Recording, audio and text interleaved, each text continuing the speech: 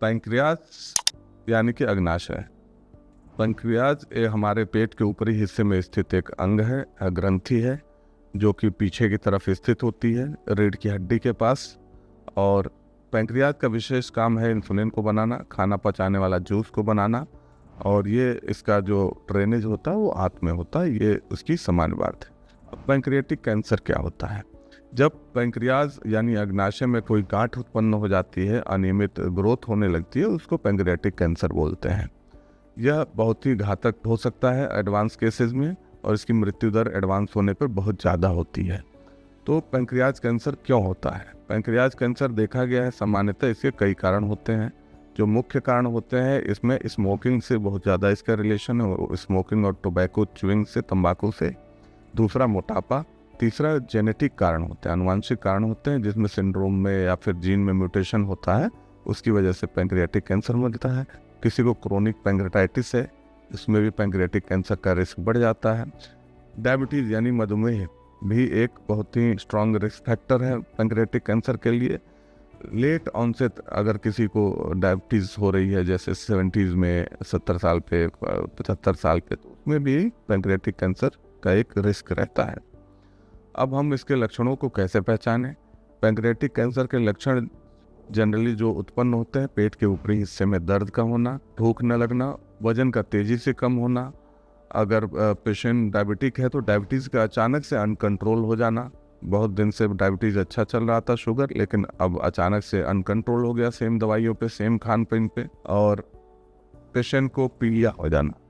तो कभी कभी पैंक्रियाटिक कैंसर पित्त की नली को दबा देता है, जिससे कि पीलिया होने लगता है। ये सब पैंक्रियाटिक कैंसर के लक्षण हैं मुख्य। अब इसको कैसे जांच किया जाता है? जब भी हम लोग किसी व्यक्ति को पैंक्रियाटिक कैंसर सस्पेक्ट करते हैं, तो फिर उसमें हम लोग सामान्यतः पहले तो कुछ ब्लड जांचें की जाती है, रूटीन ब्लड टेस्ट करते हैं, हीमोग्लोबिन देखते हैं, सीबीसी देखते हैं, उसका एलएफटी केएफटी देखते हैं।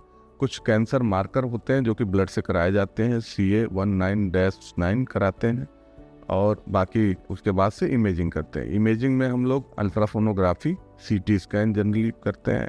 अल्ट्रासोनोग्राफी में अगर लगता है कि हमें बहुत क्लियर नहीं हो रहा है एब्डोमेन अल्ट्रासाउंड में, तो फिर CT कराते हैं। CT से हम कैंसर को बहुत अच्छे से देख सकते हैं और उसकी स्टेजिंग कर सकते हैं, और कैंसर रिसेक्टेबल है या नहीं रिसेक्टेबल है, ये भी काफ़ी हद तक हम उसको CT में स्टेजिंग कर सकते हैं। दूसरा चीज़ होता है कि अगर हमें CT के बाद अगर हमें FNAC चाहिए उसको कंफर्म करने के लिए, तो उसके लिए एंडोस्कोपिक अल्ट्रासोनोग्राफी भी करते हैं, जिससे हम लोग FNAC ले सकते हैं पेट के अंदर जाके, और उसे कंफर्म कर सकते हैं डायग्नोसिस को। अब इसका निदान क्या है? पैंक्रियाटिक कैंसर को हम जितना जल्दी पकड़ पाए उतना उसका निदान बेहतर होता है, क्योंकि अर्ली स्टेज में पैंक्रियाटिक कैंसर रिसेक्टेबल होता है। तो उसको रिसेक्ट कर देना, यानी कि उसको सर्जरी करके ट्यूमर को निकाल देना ही, विपल सर्जरी बड़ी सर्जरी होती है, उसको निकाल देना ही उसका एक बेहतर उपाय है, सबसे बढ़िया उपाय है। उसके बाद से अगर ज़रूरत पड़ती है तो कीमो दिया जाता है। कुछ मरीज ज़्यादा एडवांस केसेज में जो आते हैं उनमें हम लोग कीमो ही दे सकते हैं। कीमो देते हैं, कीमोथेरेपी देने से कैंसर सिकुड़ जाता है। अगर लगता है कि उसके बाद हम उसको रिसेक्ट कर सकते हैं तो रिसेक्ट कर सकते हैं, अदरवाइज कीमो से हम उसको काफ़ी हद तक कंट्रोल कर सकते हैं।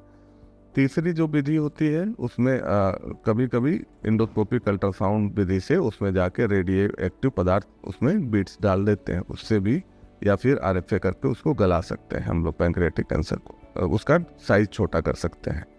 अब बाकी जो विधि है, अगर इन सब के बावजूद भी पेशेंट का एडवांस कैंसर है और हमें लगता है कि और कुछ नहीं, इसके जो कॉम्प्लिकेशन है उसको कम कर सकते हैं, तो जैसे उसको बोलते हैं पैलिएटिव थेरेपी। पैलिएटिव थेरेपी, अगर मरीज को जॉन्डिस है तो हम पित्त के नली में स्टेंट डाल सकते हैं। अगर ERCP से स्टेंट डाल सकते हैं तो ERCP से डाल सकते हैं, जिससे उसका बिलिरुबिन कम हो जाता है। दूसरी विधि होती है कि EUS से हम लोग बिलिरुबिन कम करने के लिए बाइल डक्ट को या बिलियरी सिस्टम को ड्रेन कर सकते हैं स्टमक में।